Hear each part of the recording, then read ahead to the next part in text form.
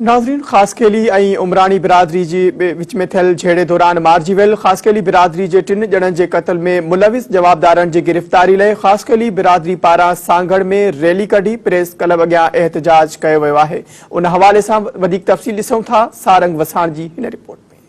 नाज़रीन, कुछ ॾींहं अॻु क़ंदड़ आदम तालुके थाणे जी हद में जेको आहे ख़ासकेली बिरादरी ऐं उमराणी बिरादरी जे माण्हुनि विच में झेड़ो थियो, जेको उमराणी बिरादरी जे माण्हुनि हमलो करे ख़ासकेली बिरादरी जा 3 औरतुनि समेत माण्हू जेके क़त्ल करे छॾिया ऐं जिन में 25 खां 26 माण्हू जेके ज़ख़्मी थिया।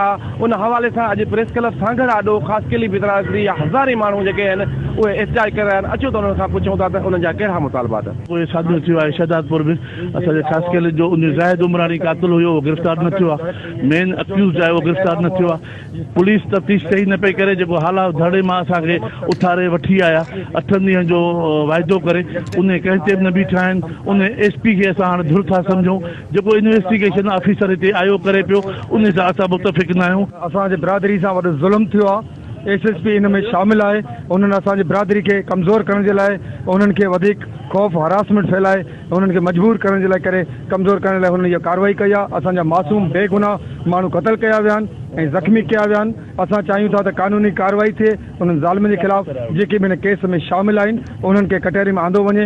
न्याणियुनि ते गोलियूं हणाए वियूं आहिनि।